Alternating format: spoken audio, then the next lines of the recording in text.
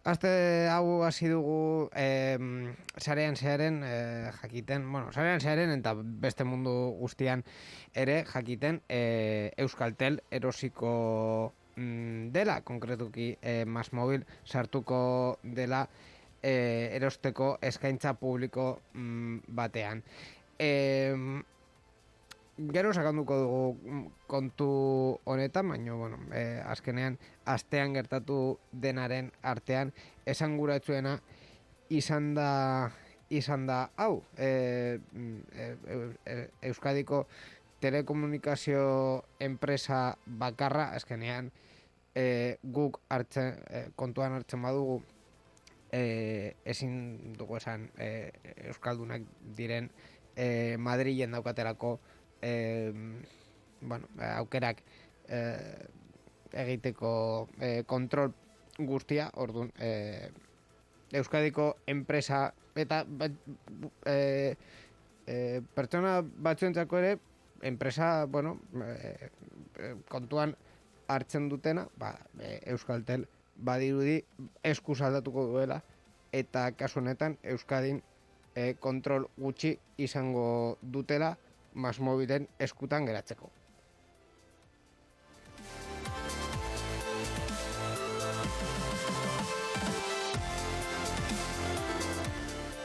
Esan bezala horretan sakonduko dugu urrengo orduan, baino bitartean eta ordu osoan ere beste kontuei buruz hitz egingo dugu, kontu teknologikoak horretarako delako sarean zehar.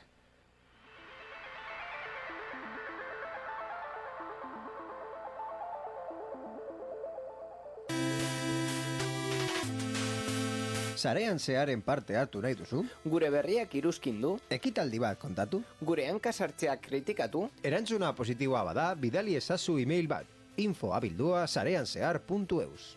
Gure WhatsAppa 688-688-00 da. Telegram ere daukagu, 688-688-00 Gure Twitter eta Facebookeko profiletan idatzi dezakezu ere. Eta ez ahaztu gure asteko agenda. Informazio guztia sareanzehar.eus webgunean. Zuen mezuak itxaroten ari ditugu. Bai? Bai.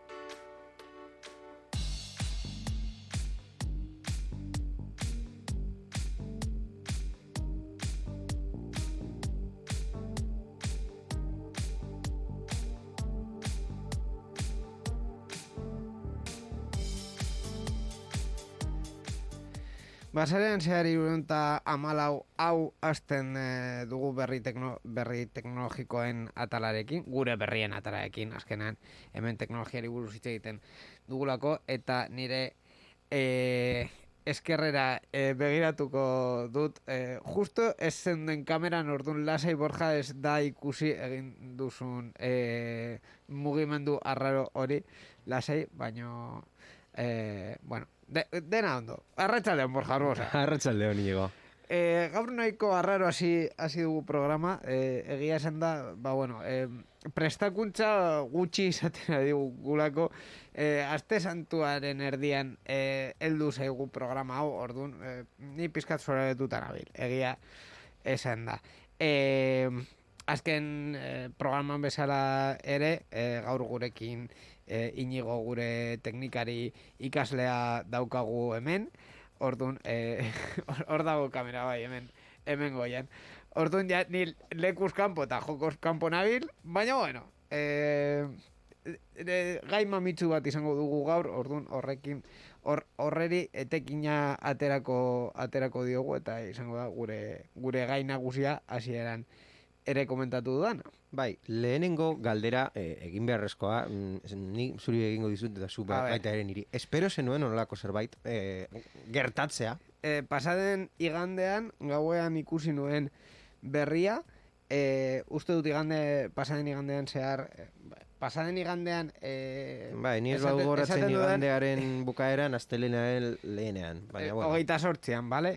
Mundu guztiako katzeko, martxoaren 28an irakurri nuen, eta gainera, laburpen guztiarekin, hau da, alde batetik berria berez, eta beste alde batetik beste berri bat esaten zuena Eusko Jaurlaritzak ondo hartu zuela berria. Orduan, ni pizkat flipatzen nabil. Hau da, entzulak pizkat zorabetuko ditugu, eske azkenean hemen gauza asko sartzen dira, eta bueno, niretzat berri hau nahiko importantea da, baina kontuan izan behar dugu lehenik eta behin, Masmobil eta Euskaltel arteko erosketa honetan, lehenik eta behin, nondik datorren Euskaltel 1986an sortzen da, batez ere akordio politikoa dela eta Alderdi Popularra eta Eusko Alderdi Jeltzalearen artean, horrekin telefonikaren kontra konpetitzeko enpresa publiko,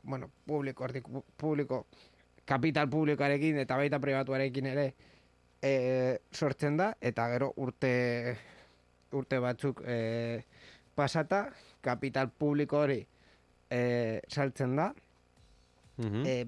Kapitalaren parte asko Euskadiko kutxetan geratu zen, gero Kutxabanken integratzean, Kutxabank baita ere poterea galtzen utzi zuen, batez ere Europar Batasunak esaten ziotelako horrelako inbertsioiek ez zirela oso gomendagarriak. Orduan, gauza batzuekin eta besteekin gaurko momentura heldu gara, non zegona zeukan Euskaltelen parte importantea. Bai, eta uste dut ja momentu honetan bukatu dela Eusko Konpainia Telefonikoaren ametsa. Hala ere, esan behar dugu, ez nago zuzur, Masmobil izan zen guk konpainia atera zuenaren jabea? Bai, Masmobil gaur egun marken zurrunbilo bat da. Alde batetik daukatelako Masmobil, Pepefon, Yoigo, gauza gehiago dauzkate, begiratu behar ditut. Begiratu behar du konpainia guztien zerrenda, marka asko dauzkatelako. Esango dizut, Yoigo, bai, ez dakit, ez dut azkar topatzen ari, uste dut ez dagoela. Ni irakurri dut Masmobilen pata edo zati batzuk bai konsideratu dezakegula euskaldunak, zeren eta enpresoien batzuk atera direlako Euskaditik. Eta hor, hainbat Ibercom uste dut kontatzen dutela, Ibercom konpainia garatu eta gero Masmobil erosi zuela. Orduan, Masmobil ezin duzu esan euskalduna dela? Bueno, ez da euskalduna, baina beren barruan dauden konpainia izen batzuk etorri dira Euskaditik edo oinarria daukate hemen Euskadi. Gaur egun 7 marka dauzkate, Masmobil, Yoigo, Pepefon, Yamaya, Lebara eta Lika Mobile, eta baita guk. Guk suposatzen da joint venture bat izan dela Dominion ingenieritza enpresarekin, eta parte bat dagoela Donostin eta beste parte bat Bilbon. Batetik ez dut ulertzen zergatik Masmobil marka gehiago nahi dituen, agian Euskaltel R eta Telekable dauzkaten merkatu hoiek aprobetxatzeko, batetik Virgintelko ondo atera da, baino ez hain ondo, hobeto ateratzea espero zutelako. Baita ere zuntz optikoa edatzen ari zen, edo edatzeko asmoa zeukan. Gogoratzen baduzu, orain dela bizpairu programa kontatu genuen nola Euskaltel HFC konexioa aldatuko zuela, eta FTTH zuntza sartuko zuela, edo horrelako planak zeuzkan, egiteko hurrengo 3 urtetan. Bai, eta bestetik, Masmobil taldea ere guk martxan jarri du, baina ez du arrakasta handirik izan. Orduan... Ez dauka daturik hori esateko. Claro, Kompetentzia egiteko asmorekin egin zuen? Bai. Euskadin izateko marka propio bat, hau erosita gero guk pikutara bidaliko du? Ziurrenik. Ziurrenik. Azkenean Euskaltel marka presentzia eta implantazio askoz gehiago doka guk baino. Baina marketing kanpaina importantea ordainduta gero. Bai. Zenbat hilabete daramagu guk ez dakit zenbat iragarkietan eta digitalean edo YouTubeko bideoa ikusterako. Batez ere digitalean. Edo, baina baita ere kaletik ikusi dut autobuseko geldokietan eta hor iragarki fisikoak. Hau da, ez dakit zenbat inbertitu duten, baina nahiko inbertitu dute. Bueno, hori hor geratzen da, agian marka hori zuk esan duzun bezala, ez du arrakastarik izan, edo ibilaldiaren, ez dut esango erdian, baina hasieran MásMóvilek esan du, hemen aukera dokagu Euskaltel erosteko, venga, jun dezagun bidaia saldatu. Claro, kontua da, bere momentuan Orantxekin komentatu genuen bezala, Orantxere hainbat marka, Orantx taldeak hainbat marka ditu, gaur egun merkatuan, haien artean Jastel, Simio, República Móvil, orduan, egoera hauek kontuan izan da, ze balio dauka enpresentzako gero eta marka gehiago izatea merkatuan. Ez que, bueno, ez diot ikusten zentzua, erosketa honi bai zentzua ikusten diot, azkenean Euskaltel barrutik nahiko ondo antolatuta dago, zegona ere esan zuen bere momentuan bere lana izango zela heltzea, garbiketa egitea eta saltzea. Orduan, hori delako bere papera orokorrean enpresa guztietan. Orduan, hortik aurrera. MásMóvil ze egingo du Euskaltelekin. Euskaltel R eta Telekable markak erditik kenduko ditu. Ez zuen hori egin Yoigo eta Pepefonekin. Estrategiaz aldatu dute, batez ere Pepefonen estrategiaz aldatu dute, bai. Baina markak ez dituzte kendu. Orduan, zertarako nahi dituzu enpresa baten barruan 11 marka ezberdin. Bueno. Portfolio horretan 11 marka ezberdin mantentzea. Itxoin momentu bat, zeren bi ideia dauzkat hemen komentatzeko. Lehenik eta behin, marka bat edo enpresa bat bere kompetentzia erosten duenean, normalean, 3 gauza bereziki bilatzen ditu. Lehenik eta behin, merkatuko handitzea, hau da, bezero gehiago gehitzen dituzu, gero ja, bezeroiek hor geratzen diren edo ez, ja, ikusiko dute nola dagoen zerbitzua. Bigarren gauza, bere azpiegiturak baldin badauzka, baina kasu honetan Euskaltelek badauzka, orduan azpiegiturak zureak izango dira, eta hirugarrena, noski, kompetentzia hor bertan bera usten duzu, gutxienez, pizka bat. Hau da, marka eta enpresa asko daude esparru honetan, baina gutxienez bat alde batera usten duzu, eta zure sakontzen duzu ja gehiago zure merkatua. Hori da lortzen duzuna. Kasu honetan, nahikoa izango da, imaginatzen dut MásMóvilek egiten duela hori pentsatzen ari delako. Eta bigarren gauza, ez banago oker, kontatu genuen hain dela 2 hilabete MásMóvilek bere markak simplifikatu nahi zituela eta Orange zela. Orange edo, ez. Orange. Komentatu genuen Orange. Bilatuko dut. Bilatu. Dena den,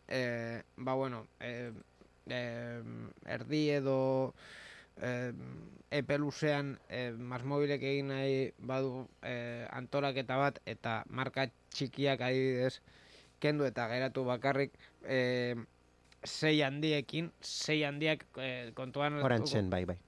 Hartuko ditut Yoigo, MásMóvil. Bueno, MásMóvil benetan marka bezala dakit implantazio asko daukan. Yoigo, bai, 2006tik martxan dabil. Eta Pepefon. Pepefon bere momentuan arrakasta asko izan zuen, eta uste dut arrakasta izaten jarraitzen duela. Horregatik ez duela suntzitu. Claro, jendeak errekonozitzen duela marka hori, eta gero Euskaltel berdina. Euskaltel R eta Telekable. Hau da, Asturiasen bueno, Asturiasen agian gutxiago, Galizian R, ez dakit zenbat bezero dituen, baina batez ere herri eta kaserio txikietan eta abar, leku askotan bakarrik heltzen da R gaur egun. Orduan, Pentsa ezazu, Euskaltelek R eta telekable erosterakoan ez zuen nahi bere marka hortik kentzea. Normala da, claro. Galiziara eramatea Euskaltel, bueno, nahiko arraro izango litzateke, baina marka bat funtzionatzen badu, zuk erosi alduzu, eta markarekin jarraitu zergatik ez. Zertarako, ze beharra daukazu funtzionatzen duen marka batekin, eta badakizu zure merkatu estudio egin aldituzun estudio guztiak, esaten badute jende beren bezero askok, marka hori X ira pasatzen baduzu, berdin da zerbitzua mantentzen baduzu kalitate berberan edo hobeagoan, jendea ez da hor geratuko marka hori ez badu ikusten. Hor daukazuzuk gakoa, mantendu edo ez mantendu. Kasu Orange egia da, Orange komentatu genuen amena kanporatuko zuela eta beren atzean baita ere Simio edo Republika Mobil, baita ere utzi eta bakarrik Orange eta Jastel marka bezala potentziatu. MásMóvil egin dezake berdina? Egin dezake berdina. 11 marka izan eta zertarako 11 marka, 2 edo 3 gauza berberatara bidaltzen badugu, baina kasu honetan ez da gauza berbera, zeren zerbitzu egian berbera da, prezioak dira berdinak, baina gauza territorio ezberdinetan murgiltzen badira, agian, esan dugun bezala, Galiziar batek ez du Euskaltel erosiko errez bada, eta Euskaldun batek ez du erosiko telekable edo Virgin Telco, nahi duzuna, baina jendeak marka horiek ezagutzen ditu, ez dira atzokoak, guk adibidez izan daiteke atzoko marka bat, bihar merkatutik kentzen baduzu, inori eza importa. Lebara, Yamaya, Leica Mobile, hauek hiru, MásMóvil berez ni ez diot ikusten implantazio handirik. Hori alde batetik, beste batetik, jende asko komentatu duena izan da Eusko Jaurlaritzaren erreakzioa. Eusko Jaurlaritzatik bedeinkapena eman diote. Bai, epe oso laburrean gainera, esan dute, hau onuragarria dela Euskadirako eta haien enpresentzako eta industriako. Azaldu behar da, MásMóvil egin duena da OPA bat, hau da, erosteko eskaintza publiko bat, erosteko asmoarekin eta onuragarriz edo modu amistoso batean. Zer esan nahi du hori? Lehenik eta behin, zure eskaintza baloren merkatuaren batzorde nazionalari zure eskaintza jakinarazten diozu, erosketaren asmoa ofizial hor bihurtzen da, eta borondatezkoa edo adizkidetsua esaten duzula dela. Gazteleraz,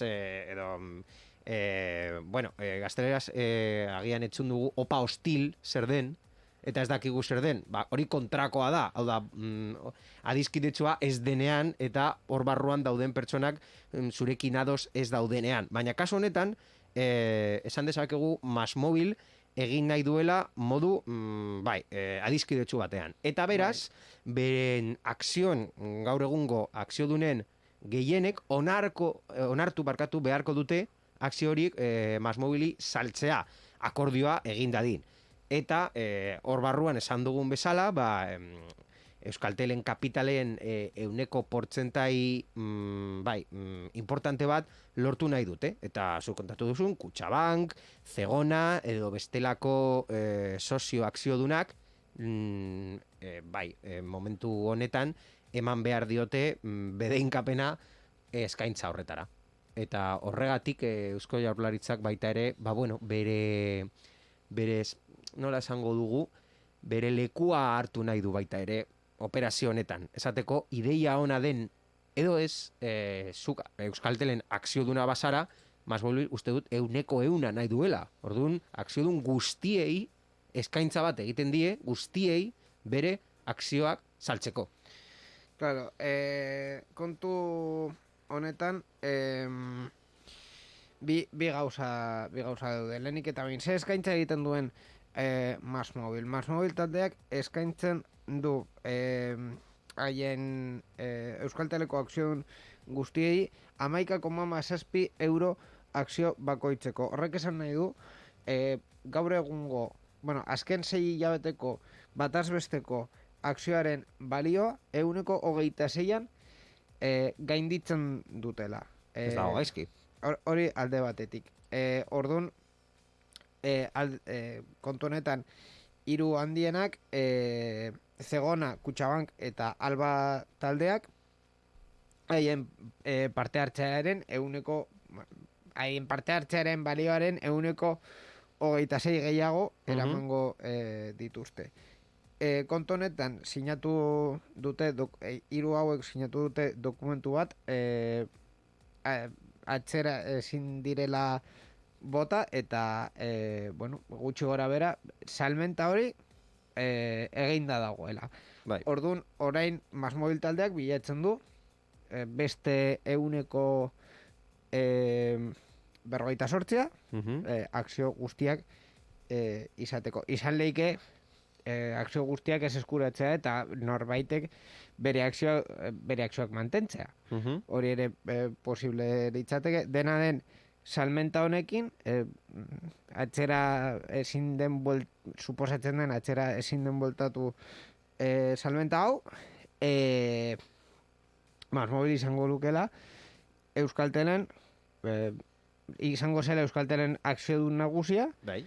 eta hortik aurrera, akzio guztiak eskuratu nahi badituzte, horretan daude. Azkenean, suposatzen da honetan, beste akziodun guztiak konbentzitu behar dituztela, ez? Bai, Horrelako zerbait. hortik doa gauza, hori da bere eskaintza, bai. Ez dakit ze kontsekuentziak ekarriko dituen, guztiak ez badute nahi dutela esaten, baina gehiengoa gutxienez saltzen badu, Bai, gehiengoa haien eskuan daukate, azkenean ikusi behar dute nola den gaur egungo zatiketa, baina Euskaltel parte oso nagusian, Zegona doka 21%, Kutxabank 19%, BBK Fundazioak beste 19%, ez dakit Kutxabank Fundazioak mantenduko dela hor edo ez, eta Alba taldeak 11%, suposatzen dut,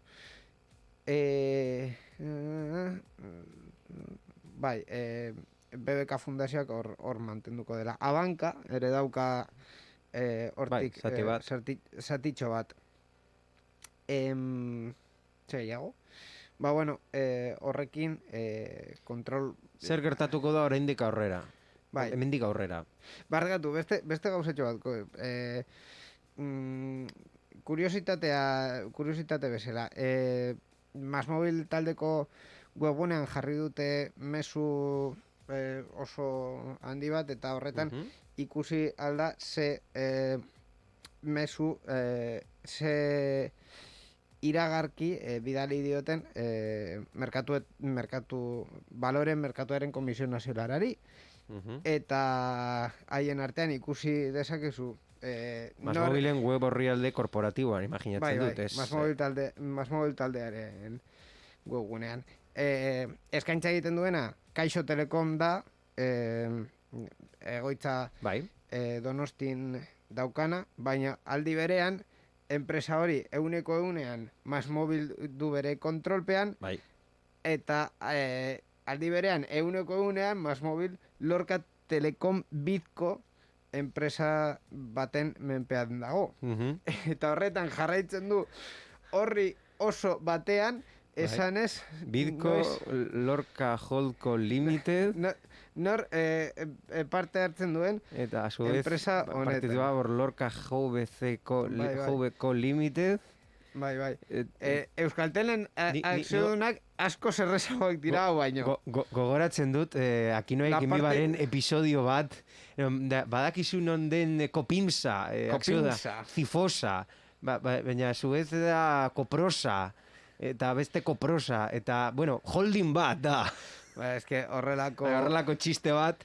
horrelako egiturak... Kopinsaren jabea da Kopronsa, baina Kopronsaren jabea da Koprosa, baina Koprosaren jabea da Zifosa. Ai, ama.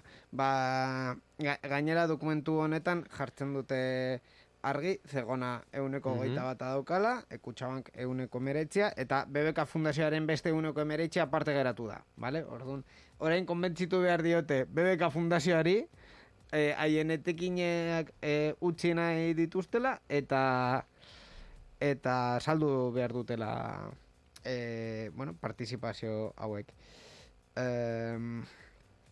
Bueno, eta ja kuriositatea kontatu eta gero. Adria, Barkatu. Dokumentu honetan beste gauza oso interesgarriak agertzen dira. Ni irakurtzen nahi nuen, condiciones para la efectividad de la oferta.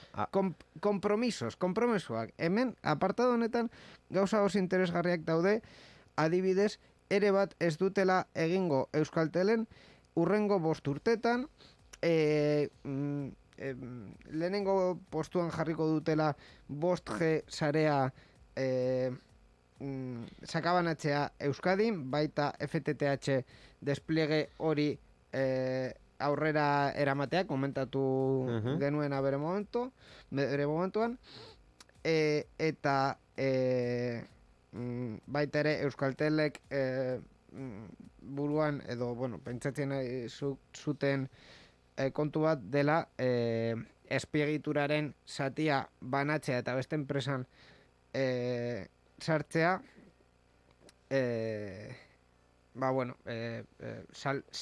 salmenta baino alokaioa errezago egiteko hori zuntzaren despliegarekin egin nahi zuten eta hori iragarri zuten, orduan hildo hori jarraituko dutela. Beste kontu bat dago honetan, Euskaltel Fundazioarekin zer gertatuko da? Claro, Euskaltel Fundazioak alde batetik kirolan presentzia asko daukalako, adibidez futbol taldeetan edo txirrindularitzan, baina beste partetik ere teknologien arloan Euskal Encounterra presentzia asko daukate. Encounter ekitaldiekin, baina baita ere beste ekimen batzuk egiten dute enpresa edo kolektibo batzuk sustatzen edo hainbat Euskaltel Fundazioak egiten dituen hainbat ekimenekin zer gertatuko da horrekin. Hori ez dakigu, baina bai dakiguna eta kontatu dezakeguna zer hor pendiente utzi dugu eskaintza honetan dagoen datu importante bat. Eskaintzaren eraginkortasuna baldintza honi lotuta dago. Baloren titularre eskaintza onartzea gutxienez 175 batean. Hau da, gutxienez akziodunen 175 bat baietz esan behar du eskaintza hau balio hartzeko. Hau da, 100 nahi dute, baina gutxiengo hartu nahi dutena, edo hartu behar dutena, 75 da. Claro, kontu honetan daukazu, alde batetik esan duguna BBK Fundazioak 120 daukala bere eskutan, orduan BBK Fundazioak blokeoren bat egin dezake, agian abanka konbentzitzen, baino beste inbertsore bat sartu behar dute bere taldean, blokeo hori aurrera eramateko. Ez dut ikusten. Eta hemen daude, azkenean, dirua inporta zaien enpresa asko, adibidez, Capital Group Companies, Capital Income Builder, edo tipo bat deitzen dela Juan Carlos Escotet Rodríguez. Bueno. Venezuelako galena, orduan, ez dakit, bide horretatik. Egia esan da, interes politikoa egongo balitz. Badaude bat, 2, 3, 4, 5, 6 akziodun pertsona 105 bat daukatenak, eta 6 akziodun horiek juntatzen badituzu, agian 125 eraltzen zara, eta horiek ados jartzen ez direla 175 hori lortzen, baina egia esan da, borondate politikoa egongo bazen iraganean Euskaltel hemen mantentzeko. Bukatu da? Bai, azkenean bukatu da, Kutxabanki esan alko zietelako, hau edo BBK fundazioari, edo Vital fundazioari, ez dakit, edo Kutxa fundazioari pasatzen diozu, baino saldu. Eta azkenean hartu duten bidea izan da saltzearen bidea. Hori, peskat inoz izan gaitezke, baino hori aukera politiko bat izan da.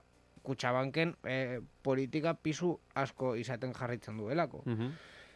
Uste dut, ez dut sekreturen bat kontatu, baina sekreturen bat kontatu badut, bueno, hor daukazue sekretua, ez dakit. Espero dugu orduan pandemia bukatzerakoan guztiok bueltatzera MásMóvilen konterrera. Hori esan dute talde bat baino gehiagon. Deitu aldi osoen MásMóvilen konterra, nik ez dut ez zait importa egiten bada. Ez, azkenean Euskal Encounter ez zen deitzen Euskaltel baina, txistea jarri zudelako. Baina, MásMóvil Euskal Encounter deitzen badiote, edo Galiziakoa deitzen da, ez? XGNR Encounter. Hori bai egia da bere brandina hor daukatela. En fin... Edo Euskal MásMóvil, ez dakit. Euskal MásMóvil Encounter. Nire ardura edo nire kezka azkenean hori da, zer egingo duten Euskaltel Fundazioarekin. Beste guztia, etorkizuna esango digu. Bai, beste guztia pena izango litzateke, baina azkenean hau business da. Business, it's business. Money is king. Barkatu. Iñigo, hortik daukazu audio bat deitzen dela We're in the money. We're in the money. Ez dago? Oi, ze pena. Eta karpetan? Agian sarean karpetan? Ez dugu hau prestatu, baina bueno. Egiten badu freestyle a capela? Sarean karpetan escritorioan. Aberto patzen badugu. Oi. Hau ez zegoen prestatuta. Gehiengoa ez dago, baina. Gointzan, ez da gertu. Bueno, MásMóvilen akziodunak momentu honetan daude We're in the money, we're in the money,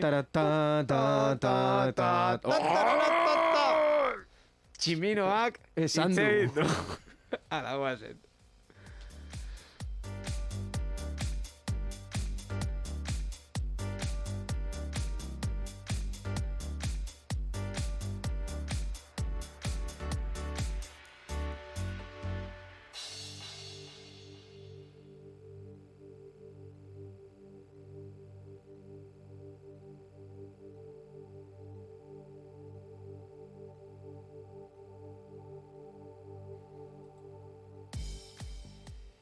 Borja, txarra nago. Esan behar dizut. TikTok edozin berrian komentatzen dugun aldiro pentsatzen dut esan behar dut hitz bat iruditu momentu honetan zaidala zuk deskribatzeko. Viejunial. Viejoven. Ni naiz viejoven, baino liburukoa. Uste da, pertsona askori eman aldiogula horrelako etiketa, viejunial. Hau da... ezin dut gehiago. Bueno, TikTokeri buruz itzen dugu. Twitterren esaten duten bezala ezin dut gehiago heltzen naiz. Baina ni ez naiz. La tumba pa mi. Bueno, en fin. TikTok, ze gertatu da? TikTokeko algoritmoak nola Amerikako estatu batueko eskuin muturreko kontuen alde egiten du. Ze sorpresa! Baina, sare sozial baten algoritmoak eskuin muturreko kontuen alde egitea. Ez da inoiz gertatu. Ez da inoiz gertatu ere adimen artifizial bat martxan jartzea eta bapatean erabiltzaileen interesoak kontuan hartukta machista eta misoginoa voltatzea. Hau ez da gertatu inoiz, ez. Bueno, Media Matters for America edabideei buruzko ikerketak egiten dituen erakundeak egindako azterketa baten arabera TikTokeko algoritmoa 3%, QAnon, Patriot Party eta Oath Keeper eskuin muturreko erakundeen edukia zabaltzen laguntzen ari dira. Txetxo pretxa, baia, ez genuen genuen, espero! Sare sozialak debekatu egiten du erakunde horien edukia, baina ikerketak egiaztatu duenez, erabiltzaile batek sareko kontuen gomendioi jarraituz gero, erakunde horietako bat aurkitu du eta horietako bati jarraitza erabakitzen badu, eskuin muturreko gainerako kontuei jarraitzeko iradokizunak jasoko ditu. Erakundeak ohiko 6 patroi aurkitu ditu eta hoien bidez TikTokek edukia erakutsi eta kontu baten edo batzuen jarraipena egiteko iradokizunak egiten ditu. Orduan ja, bertatik jakinarazi dutenez, horiek erakusteko prozesua zuretzat erlaitzean hasten da. Sare sozialak erabiltzailearentzat gomendatutako edukiak erakusten ditu, bere algoritmoa baliatuz, erabiltzailea jarraitzen dituen kontuak eta horrek ikustako edukiak abia puntu gisa hartuta. Erakunde baten edo gehiagoren edukia dago bertan eta erabiltzaileak bati jarraitzea erabakiz gero, besteei jarraitzeko gomendioa egingo dio. Orduan, ikerketak ondorio estatu duenez oso erraz jar daitezke muturreko ultraeskuindarren kontuak eta edukiak erabiltzaileen esku. Eta horien gero eta eduki gehiago eskain. En fin, sare sozial guztietan.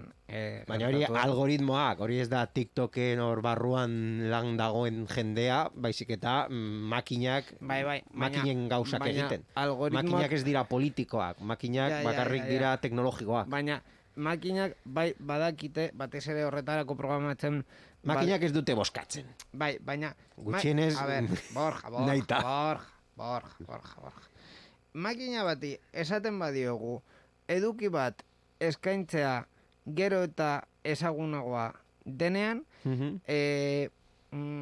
gero eta eduki polemikoagoak sortuko ditu. Eta azkenean, gaur egun egoera politikoan, daukagun egoera politikoan, polemika gehien sortzen dituzten berriak eta iruzkinak eskuin muturrekoak dira.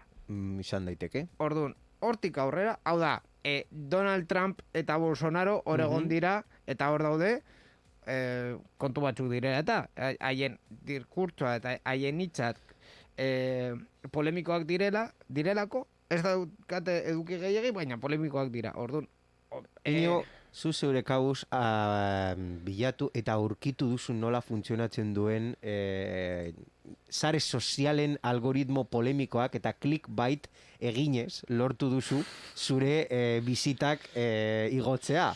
Orduan, ze kontxo kontatuko dugu jadanik begira. Algoritmo hori nola funtzionatzen duen. Zu enteratu zera el jueves aldizkariaren polemikaren kontuaz? Zein, ez naiz enteratu. Azkenengoa zein, hori galdera importante bat da. Pasaden Gaming Roomeko programan komentatu genuen el jueves aldizkarian agertu zela 10 youtuberren parodia nahiko ikusi behar dut hori. Satirikoa. A ver, el jueves YouTube. Bai, a ver, youtubers, bai. Horretan, irudiak. Gauza bat komentatu genuen, eta haien artean, ni komentatu nuen, bakoitzak Para ti que ya no eres joven. Streamers y youtubers, ¿quién es quién? Bai. La Review, El Rubio, Sauronplay, Ibai, Vegeta, Cristinini... Hau irakurri beharko dut. Claro, kasu honetan komentatu... Coño es esto de los youtubers. Claro, kasu honetan komentatu genuen, bakoitzak bere edukiaren arduratsu izan behar dela. Bineta hauen batean esaten dute eta nahiko... A ber, badakizue el jueves normalean ze eduki mota egiten duten. Satirikoa, polemikoa gustatzen da, bai. Eta justu linean dagoen... Gure Espainiako Charlie Hebdo egiten dute, ez? Bai, justu linean dagoen eduki guztia. Duela urte asko izan zen Printzipen portadaren polemika. Bai. Txortan egiten zutela bai. portada batean. Eta hori epaitegietatik pasatu zela eta bar. Bai. Eta kasu batean esaten dute Cristinini youtuberraren kasuan esaten dute mundu mailako referentea da bideojokoetan, horregatik bere bideo famatuenak dirake Páginas Porno Veo eta Mis Hot Clips. Claro, kontu honetan ni esaten nuen bakoitzak bere edukien ardura izan behar du. Hau da, pertsona honek egin badu eduki hau clickbait bezala, gero barruan daukana beste kontua izan daiteke, Osea, zu izan dezakezu ke páginas porno veo deitzen den bideo bat, eta Bai.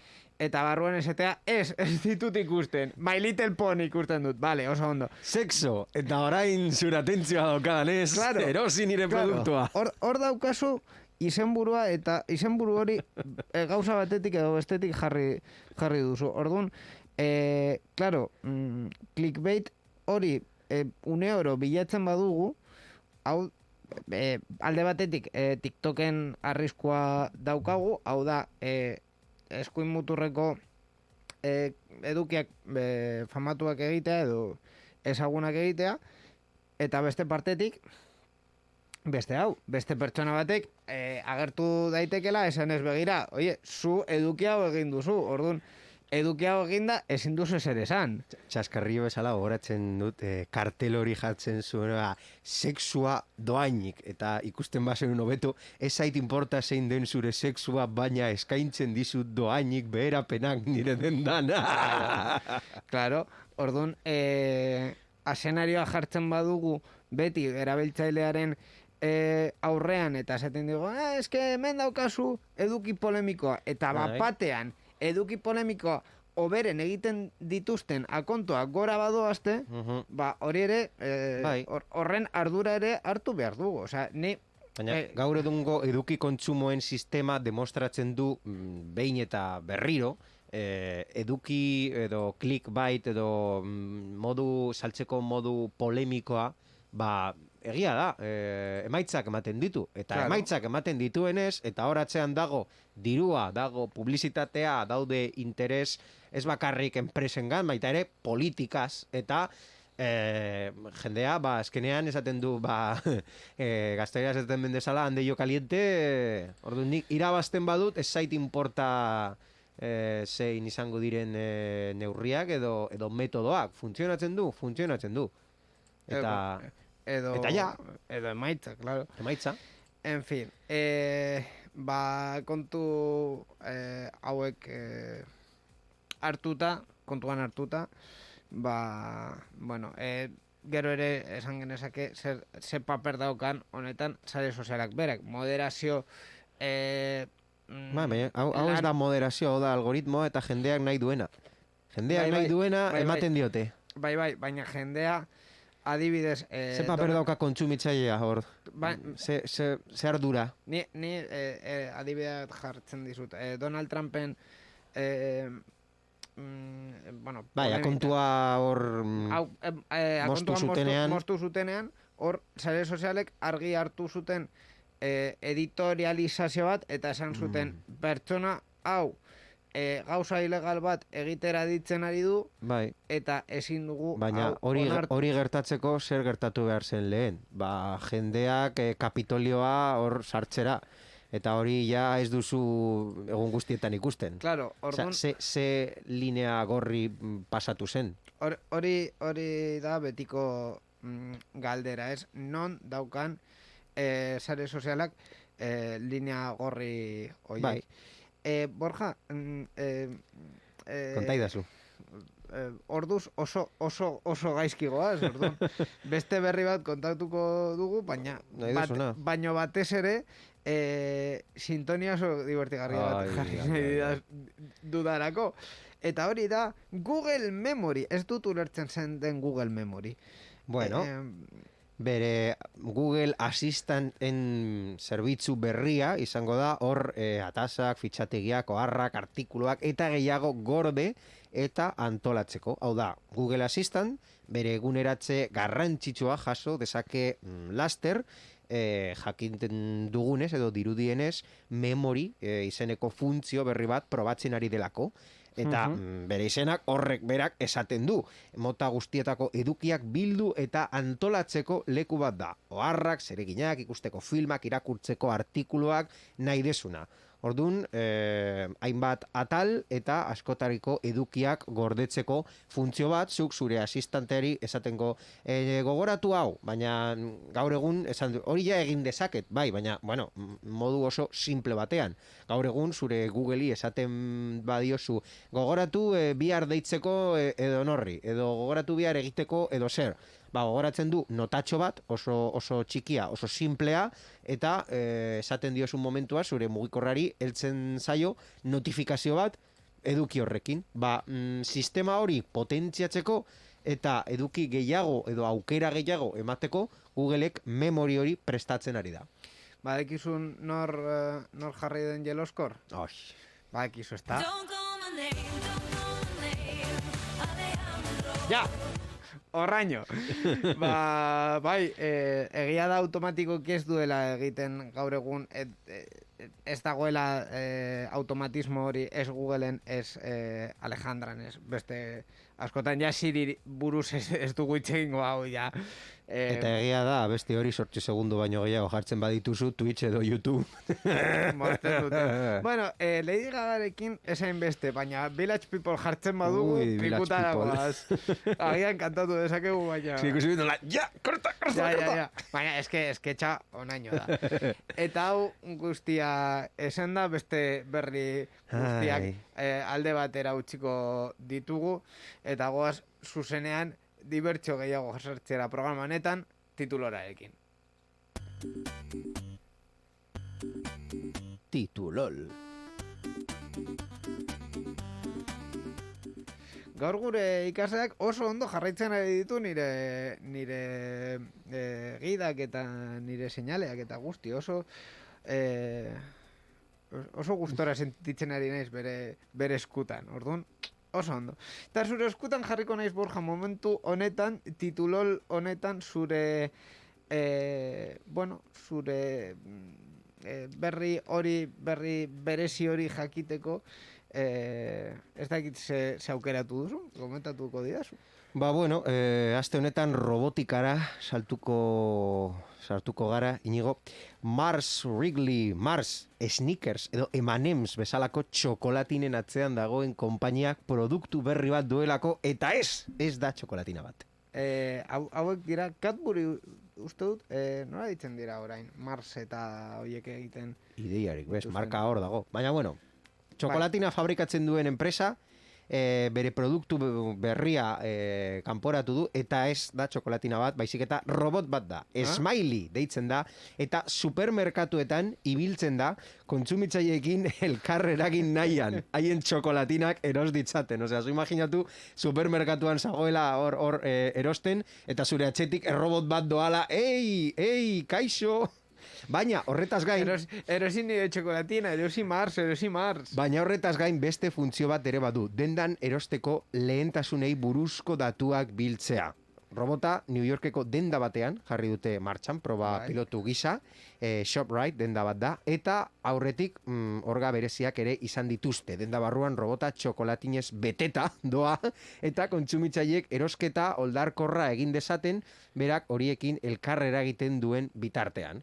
Orduan, robota bere gauzak egiten ari da, zuen datuak eta estatistikak eta zure erosketaren preferentziak biltzen ditu, baina bitartean txokolatina bat erosi nahi baduzu, hobetu.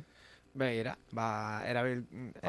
zure datuak hartzen ditu, baina txokolatinak eskaintzen dizu. Ostra, ez dugu komentatu berrian atalan, baina izenburu bezala, gaur berri bat geneukan esaten zuela, Amerikako estatu batuak ez da dela operadores fio eta erabiltzaileen informazioa bilduko duela. Bai.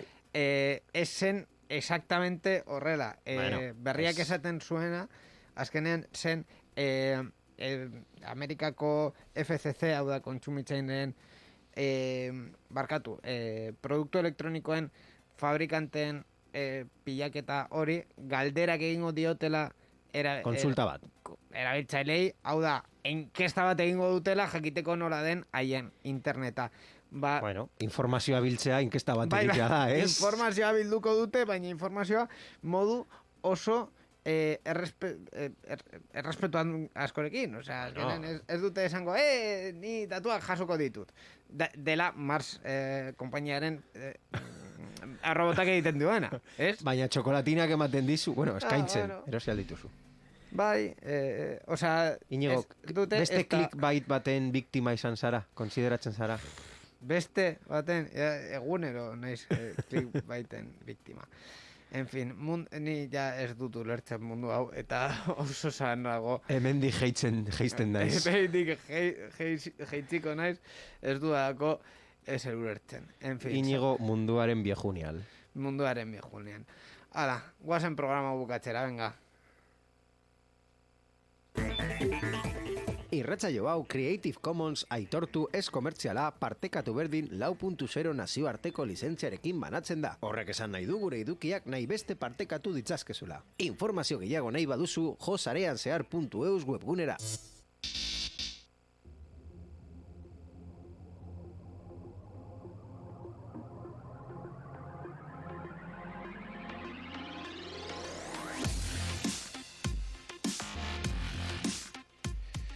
Nahi aldu da sarean zehar 314 izan den hau, eskerrik asko Borja Berri hain mamitsu hauek kartzeagatik. Kasu honetan Masmobil eta Euskaltel nahiko erraz utzi dizute lana. Bai, hori berri honekin nahiko. Eskerrik asko eta bidazte barru, berri zonen topatuko gara. Bai, eskerrik asko Inigo eta entzule guztioi urrengo programan arte. Baita gure soinu eta bideo mailan egon den Inigo teknikaria ere eskerrik asko zure lanagatik. Ikasten zabiz, baina lana ere oso ondo egiten ari duzu. Eta hori ere esan behar da. Eta baita Mikel Carmonari berrikuspen teknikoan eta ekoizpenean dagoena. Eta baita irratietan dauden teknikari eta ekoizpen talde guztiei eskerrik asko gure emisioa posible egiteagatik.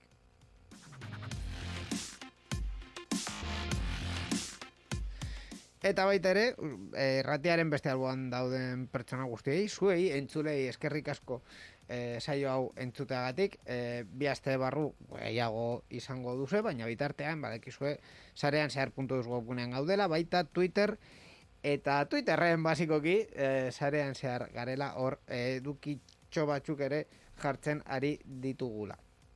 Eskerrik asko saioa entzuteagatik, eta bi aste barru gehiago, aio!